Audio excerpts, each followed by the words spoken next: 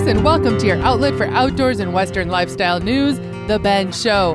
I'm your host, Rebecca Warner, a.k.a. Beck, and as always, we love hearing from the crew. That means we want to hear your comments, your stories, your ideas.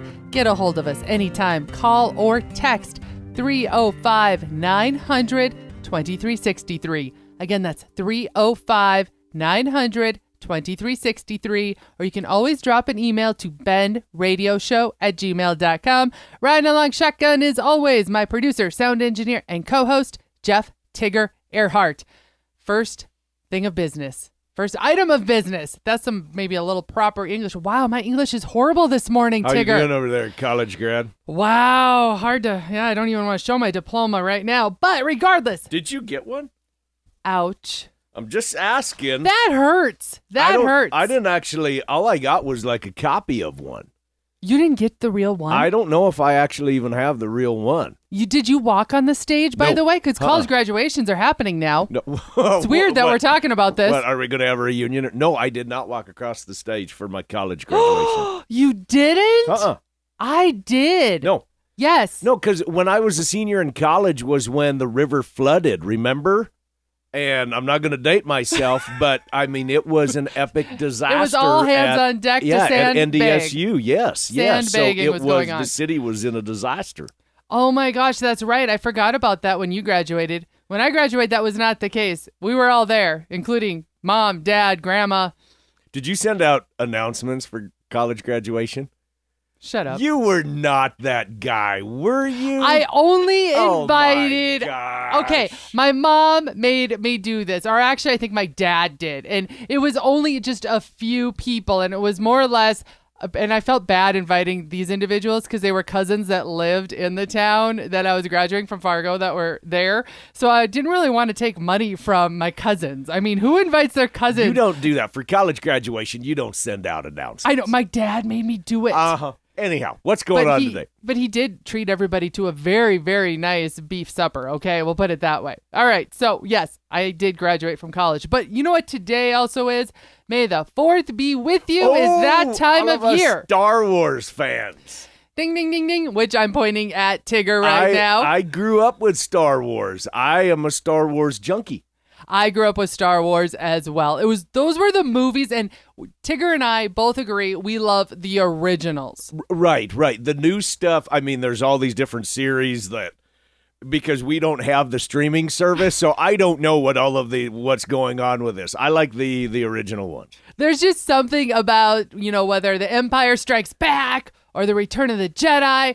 I still want one of those little, what are they, Ewoks? Ewoks. Don't even Ewoks. Consider yourself a fan if you don't even know what's going on. I'm having a hard time today getting the words out. No, I am a Star Wars fan. It seems like Star Wars is one of those that either you really like it and you really enjoy it because you grew up with it, maybe you played with the toys or something, or you don't.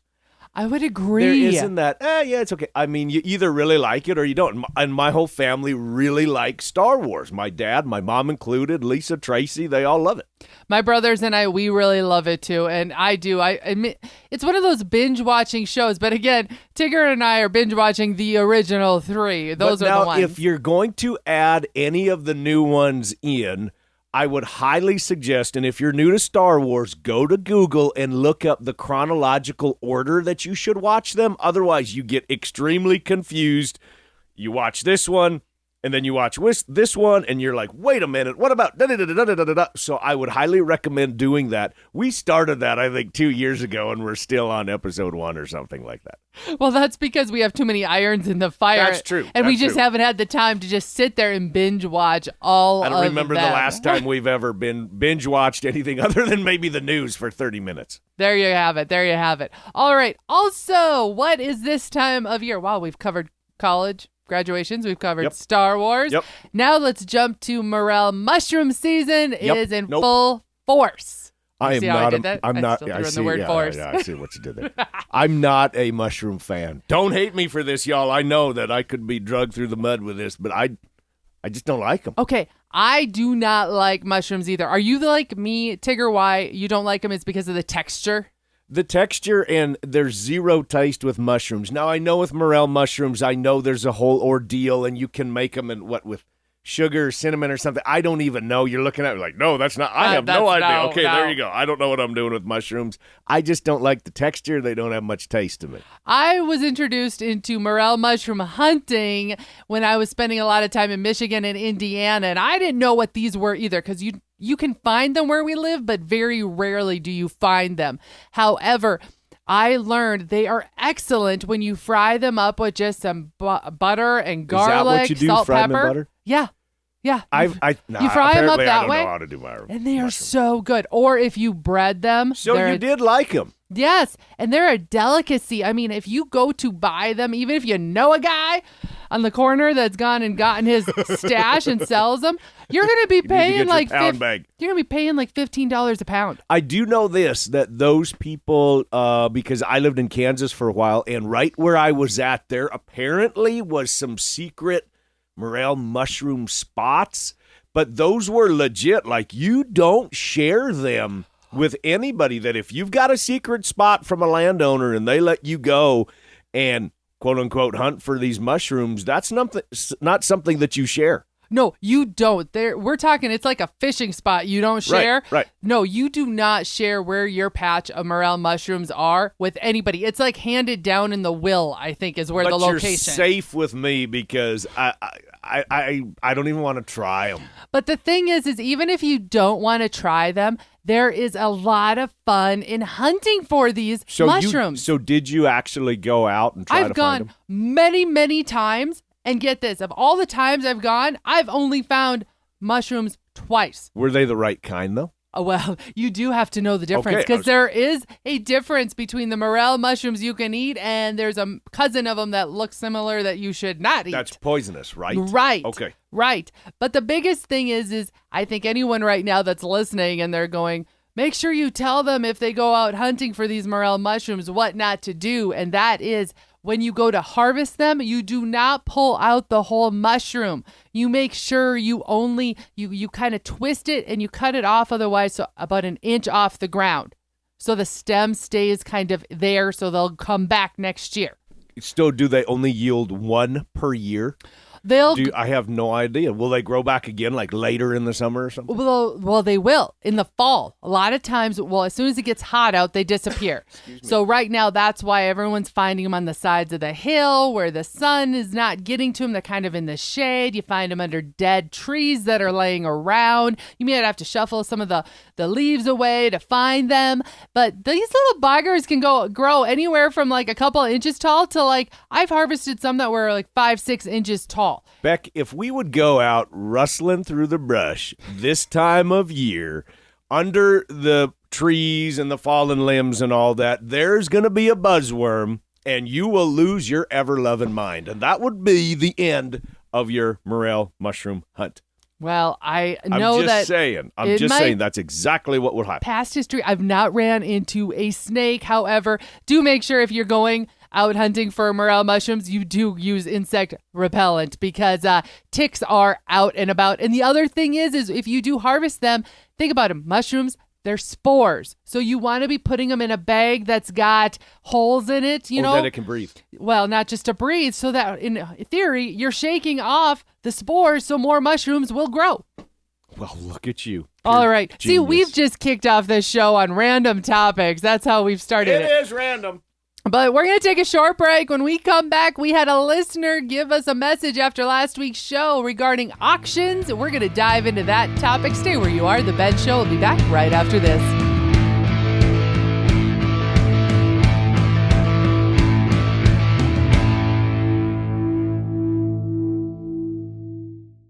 This is Beck.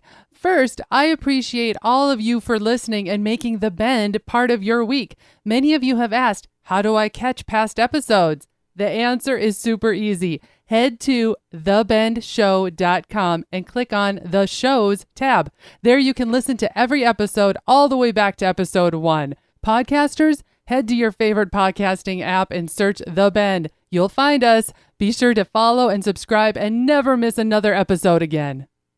Josh Turner. Baby, lock the door and turn the lights down low. Live in concert Thursday, May 16th at the Mild City Bucking Horse Sale in Mild City, Montana. Baby, we ain't One of country music's hottest performers with special guest Chancey Williams. Tickets are on sale now at buckinghorsesale.com. Josh Turner with special guest Chancey Williams at the world-famous Mild City Bucking Horse Sale in Mild City, Montana. You've waited, dreamt of a hunting adventure, and now have harvested that trophy of a lifetime. Keep the memory alive with a custom-designed mount preserved as a work of art. Check out our approved taxidermist depending on your location. The award-winning Schneider Taxidermy is located in Helena, Montana. When hunting the Dakotas, JB's Wildlife Designs in Mandan, North Dakota. Then Shadron Creek Taxidermy in Nebraska. And for the Central USA, Little Rack Taxidermy in Macomb, Illinois. Reach out to The Ben Show and let us help you find the right taxidermist.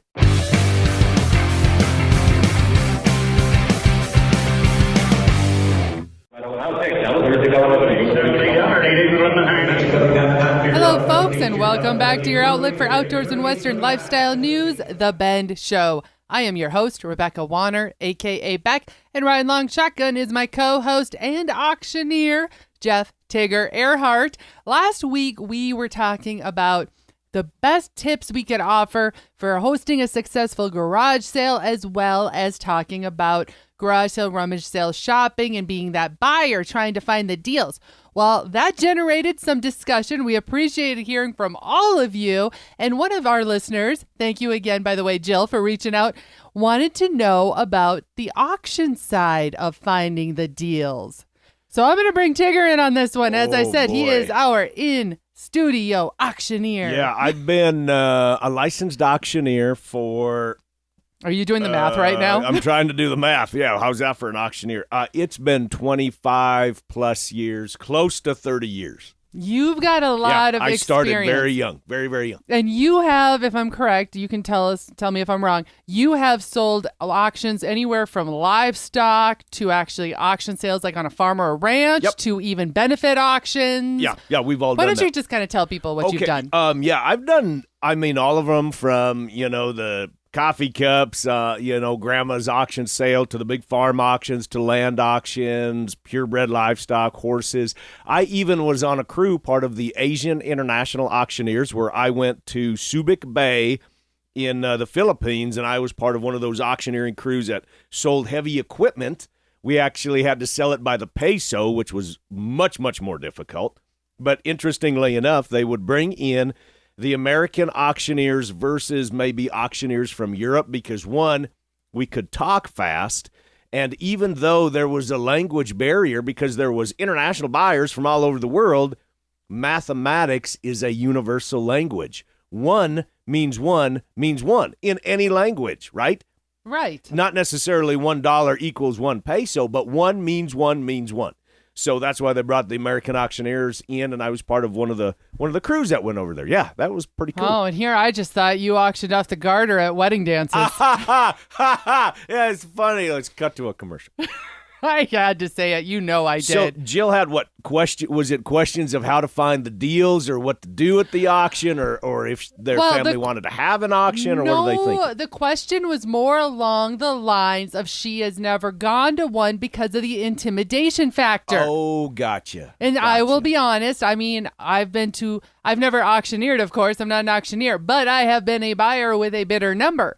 And there is a little bit of a nervousness I could see where somebody who's never done that has wanted to go because auctioneers, they have a cadence, they talk fast, chant, things move very quickly. And I could see where somebody's new going to one of these and going, oh my, there's, it just could be a little bit scary that first time. So that's all she was kind of inquiring, is kind of wondering from Tigger and Beck, kind of what tips or what could we suggest as to make it feel welcoming? Like just jump in, get that number and go after it. Okay. You say get that number. That's the first thing, is to go in and register and get your bid number, because as an auctioneer, and I've also got my clerking license, it drives us crazy when we're in the middle of an auction and we're trying to go, because a lot of times we're fighting the weather, that somebody is not registered as a bidder. So first, get registered as a bidder so you have that bidder number. And just a little heads up, when you go to register, make sure you're going to have proper identification of Nowadays, yourself, you a gotta do driver's that. license, something like that. Yep. You may also have to maybe provide some financial information. Depending upon what you're selling, yes. Because- You may need an endorsement from the bank if you're, if you're talking, you're buying a section of land and you're talking, over $1 million or something like that. Or yeah. even if you're buying some credentials. higher dollar equipment, Right. you might have to have a note from the bank or somebody saying you're A-OK. And I would recommend going there early or maybe trying to find out what the sale order is if there's some items that you're interested in so you can go there and listen to the auctioneer. We've all got a different chant that we use. I tend to go very, very fast with ours. That's just because of what I'm selling. We got to sell fast. So go there and listen to that auctioneer and learn what their chant is, and you'll be able to figure out that they might say in their chant, this is the dollar amount that I have. This is the dollar amount now that I'm asking for. For example, 25, now 50. So go there and listen, and before those items are up that you maybe want to purchase on. So you can kind of figure out their chant a little bit. I would say the other thing, like you said, do a little bit of research and check. If you know about an auction sale, check with the auction house, whoever's holding it. Often they might have a catalog. They might have an online listing, so you can do your homework ahead of time. Right. Like you said, you'll know what to look for. The other thing is as you said, you get your bidder number, and as we indicated, you raise your bidder number or your paddle to place a bid. So that means do not be trying to scratch your face or raise your arm for no reason. But I will say, the ringmen there and the auctioneers, they're going to know. I mean, they're professionals. They're going to know, and they'll understand that maybe this is your first time. You'll see some people, they just nod. They might, depending upon the sale, they might just move their finger as a sign that I'm bidding. But they'll know that, if you obviously are staring at the item and you're staring at the auctioneer and you're staring at the ringman, okay, you're obviously very interested in what this item is. And to clarify, for those of you that are confused, what's a ringman? They're taking bids. There you go. They're taking bids. They're helping with the sale. Now, I will caution you, though, and maybe this is just me. When I attend an auction, all of us want a bargain, right? That never happens with me because everything sells higher than retail at every sale that I've ever been to. You don't have luck. I've never had a bargain. Sometimes there are bargains to be had. You just never know. It depends upon the crowd that's there. Depends upon the items that are selling, the condition of the items that are selling that day. So be advised that you might not get the bargain, but I will say to be a successful buyer, don't just have an open checkbook because you don't want buyer's remorse, right? Have an idea of what your budget is, of what you're willing to spend for said item. Because it does get very, I don't want to say high energy, but it gets thrilling. No, it is. It is high energy. It's an auction sale. You're moving. You're trying to keep people excited. Yes, you get caught up in the moment, and pretty soon you will go outside of your budget easily. I'll be honest, it's happened to me before more than once. And us auctioneers, our job, remember, is to conduct the sale legally, and our job is to try to get the highest dollar amount as fast as we can. That's why we're doing the auction format for the customer that we have.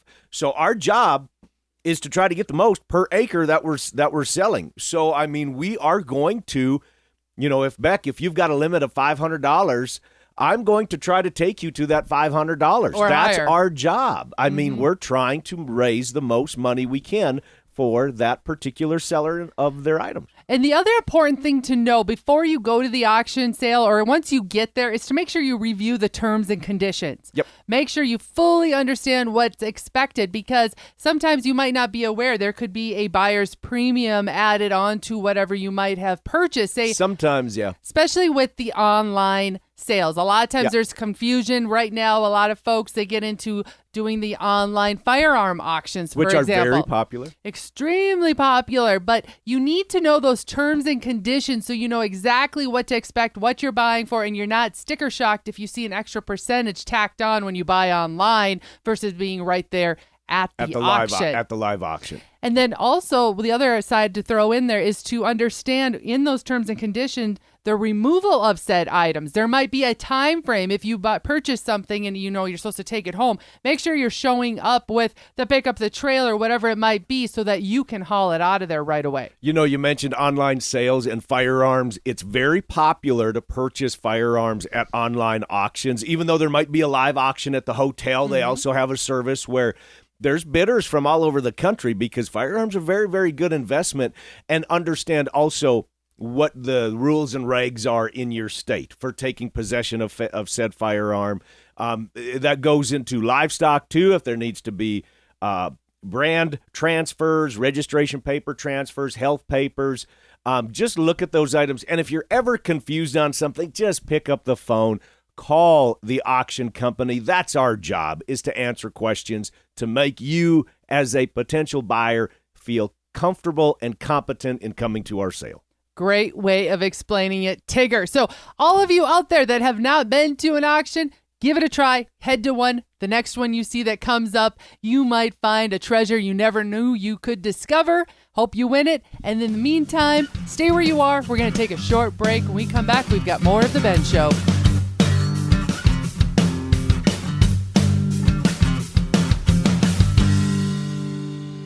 Pro rodeo fans, watch the Cowboy Channel anytime, anywhere with PRCA on the Cowboy Channel Plus. Live stream the Cowboy Channel or watch your favorite PRCA rodeos on demand. Classic PRCA rodeos added weekly. Get the PRCA on the Cowboy Channel Plus for only $9.99 a month, or save 25% by signing up for a full year. Visit CowboyChannelPlus.com to sign up and start streaming today.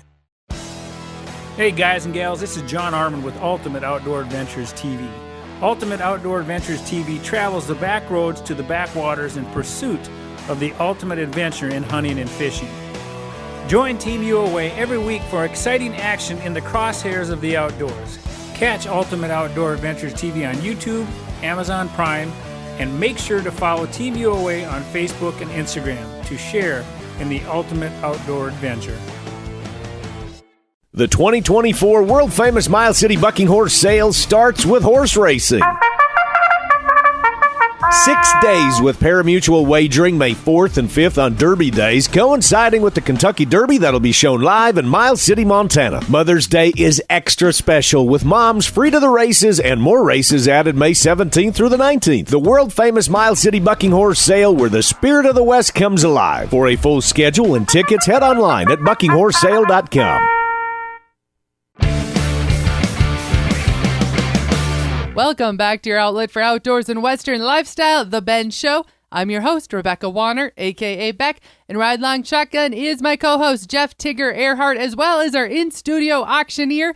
During the break, we had a message sent to us over Facebook saying, what about Calcuttas? What are these? We see them in the rodeo world. We've been to rodeos. What are they, Tigger? Calcuttas is an opportunity for everybody to bid on the contestants and share in some of the prize money.